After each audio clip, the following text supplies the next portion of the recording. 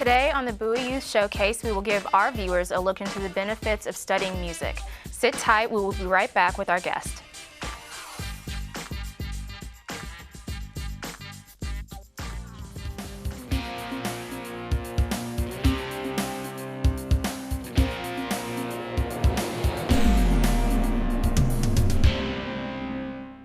Hello and welcome to the Bowie Youth Showcase. I'm Kashara C.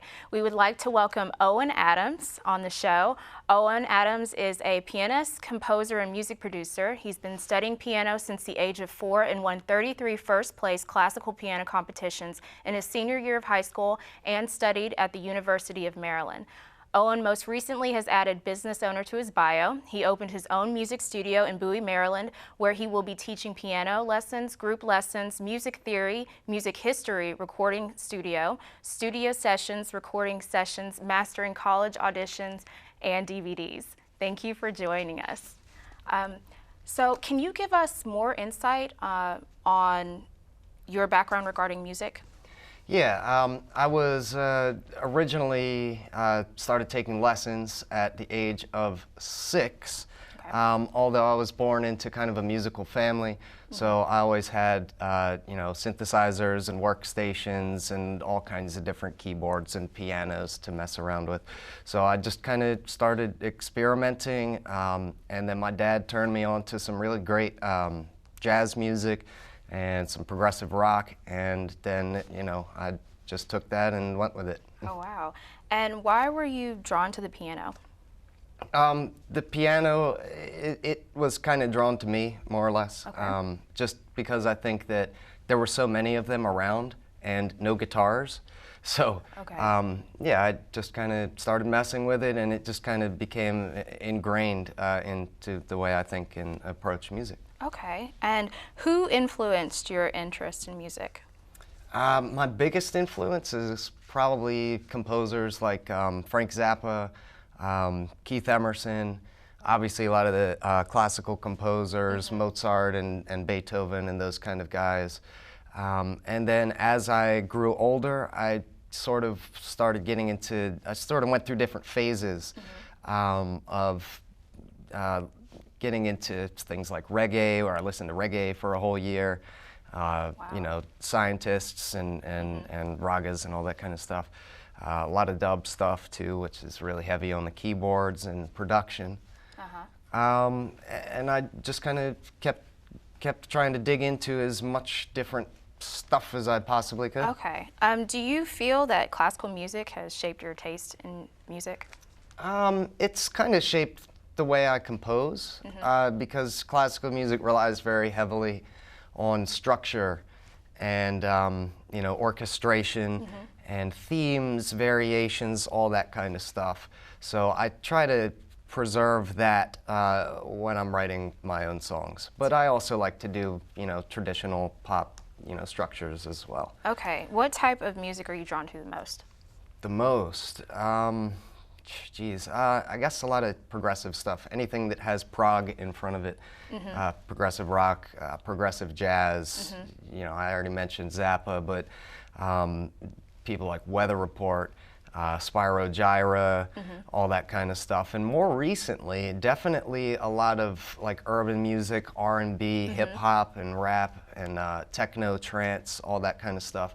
So most of all, I would say it kind of comes down to progressive music and kind of more electronic music. Okay, so. Okay. And how has that genre affected progressive music? How has that genre affected music you play now? It opened my mind to possibilities and sort of the ability to go through a song without necessarily resolving certain things, leaving certain parts open-ended, multimeters and time signatures and things that kind of, trip the listener up a little bit.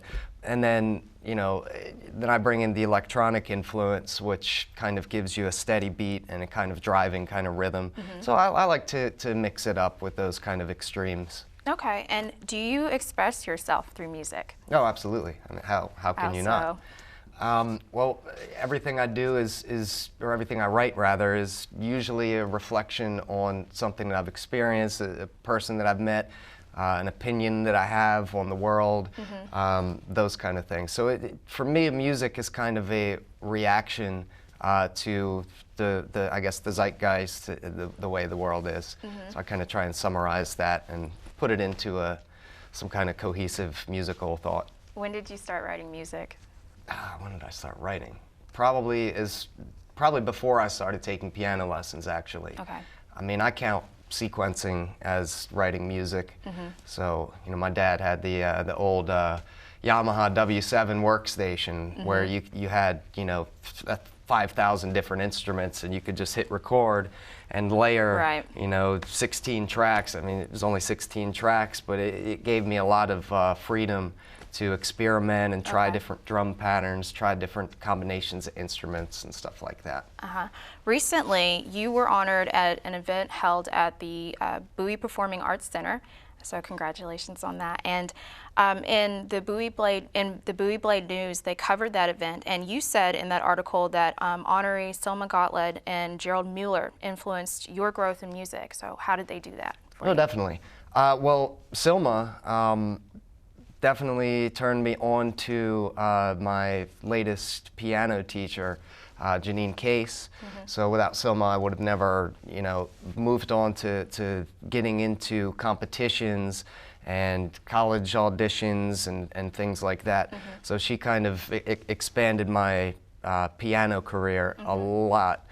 Then, you know, Gerald Mueller, he was just a great piano player, a great sight reader. He's the one that kind of showed me how to sight read, how to ignore certain things, how to emphasize certain things, how to look out for certain clues in the score.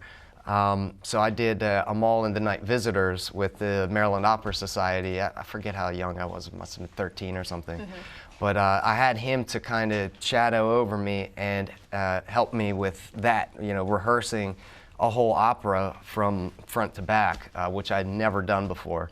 So without him, I wouldn't really have the ability to just go through a show and rehearse with singers, which now I do very often. So I would be, you know, nowhere without that skill. So Selma challenged you and Gerald pushed you.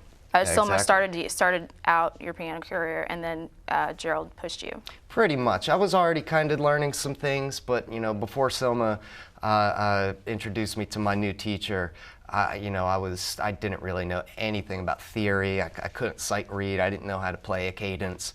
So all that kind of stuff was really helpful. Well, in that same article, you said it all starts with vision, and you raise awareness in that community in hopes that eventually we have more places and opportunities for future artists. So what vision do you have for the community and future artists?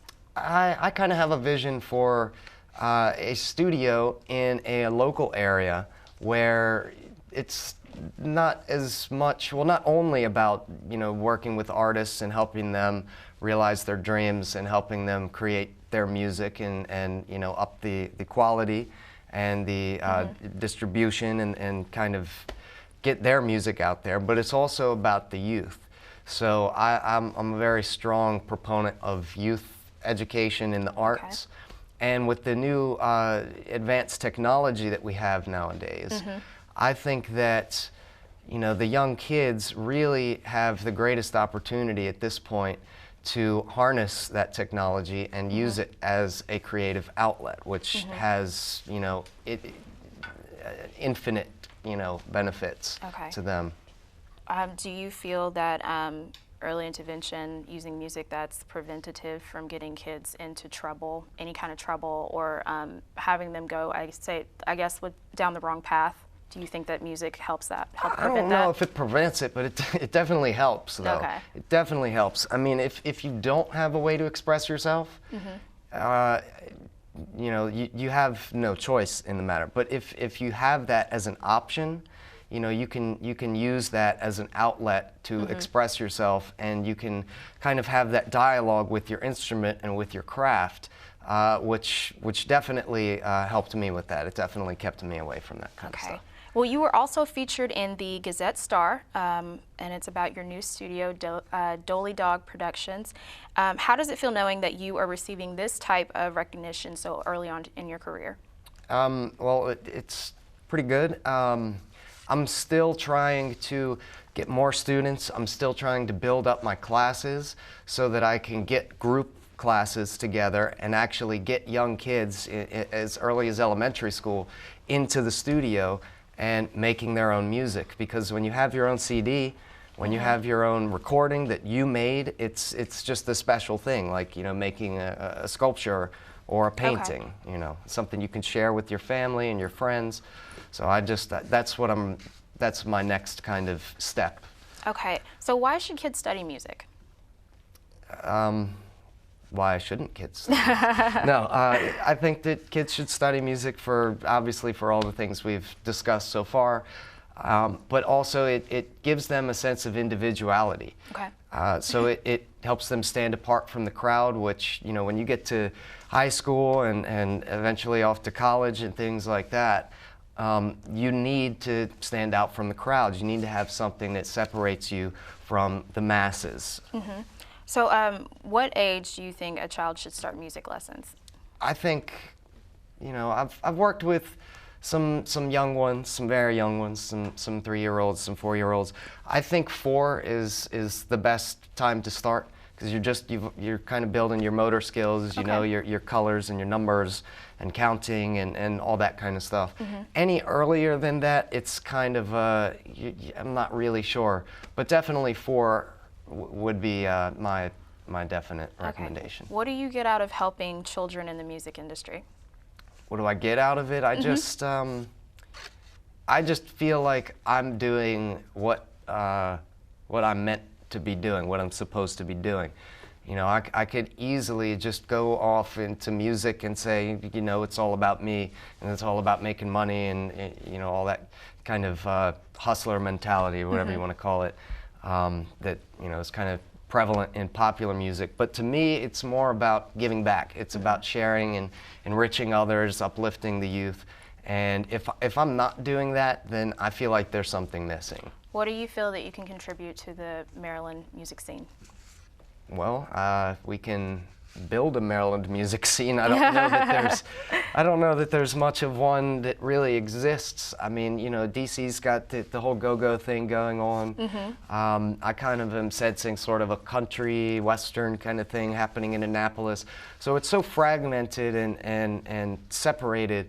I would like to work on bringing people together from different genres, from different ages, from all walks of life, and I think music is that universal language that can achieve that. Okay, well, my last question for you is, what original piece will you be playing for us today? I'm going to be playing 2.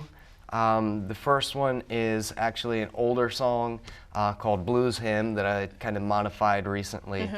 And the second one is called Jazz Hustlers, which I used to do with my old band, Stravagant. Okay, I look forward to hearing it. Thank you so much, Owen, for sitting down with us again and speaking on your musical journey. Stay tuned. We will be back with 2 live performances from Owen Adams for the remainder of the program. Thanks for joining us. Oh.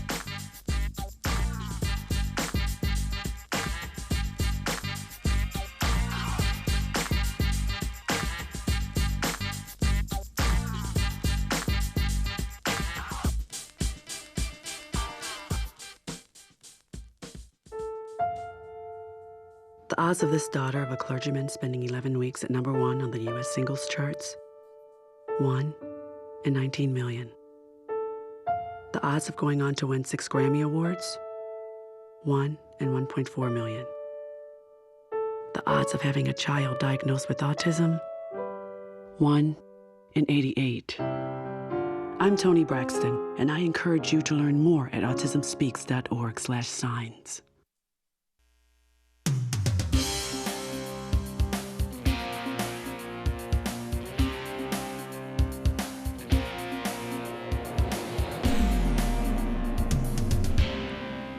Please enjoy the selections Owen has chosen to share with us, as well as a tour of Doliedog Production Studios and a duet with Owen and his student, Christina Beitzel.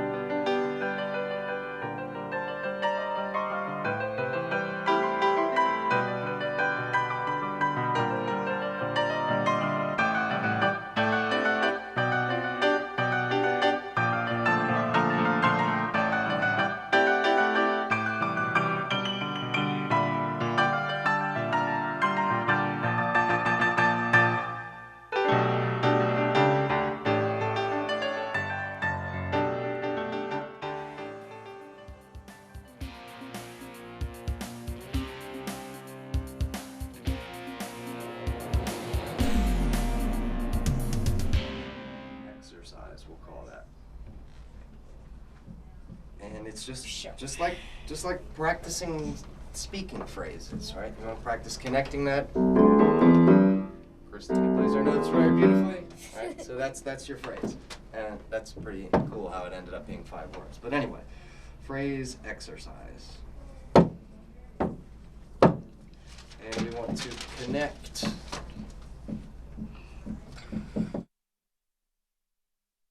Connect the first 4 notes and release the 5th. All right. So that's that. We've got our note reading practice in there. That's pretty cool. Now, oh yeah, we're still doing Feliz Navidad, right? I didn't realize we were. Are we? Oh, we were? I don't think so. I thought didn't we write it somewhere? I don't think so. I don't know. Oh, there it is. I mean, did you want to continue with this one, or do we want to work on the angels first, and then get to We're that? still working on this. Okay, so yeah, I don't want to give you too much at one time. So cool. So we'll keep working on that, and we'll save Feliz for when we get this one out of the way. So working on this, so Okay. I don't know if she's quite comfortable to do that as a duet just yet. Let's see. Let's do some improv here. So here's what I want you to do. Let's just have some fun. Let's use our good friends, our Black Keys here, and we're just gonna make up a bunch of stuff. All right. You can use any black key that's above middle C. All right. So any black key up here, you can use these. You can use those. You can use whichever. I'm gonna move that off to the side. All I'm gonna do is play a little groove, all right, in the lower bass. Okay. You have no idea what it's going to be, but I promise you that if you play black keys, it will all work and it will sound beautiful. Alright. All right? You're gonna have to play it for a few seconds before I figure out what I'm gonna do, though. All right. So let's give it a try here. So let's see. I'm going to need a little bit higher note here. Let's just. It's good you're on the bench. Yeah.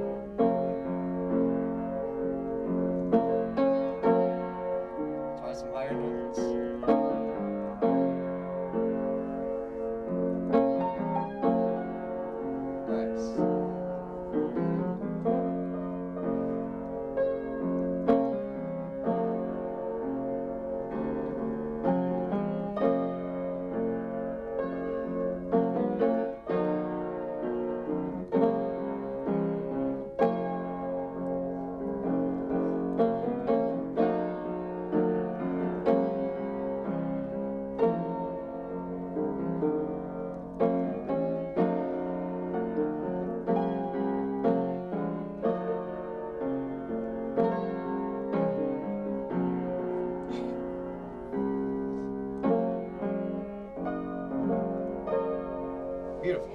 Okay. Okay, so is there anything else here? We'll just mark.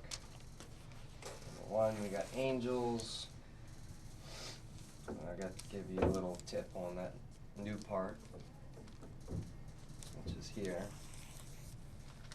And number 2 is your phrasing exercise.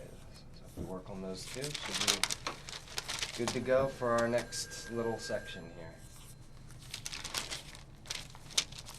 There you go. Thank you. Nice work. And here.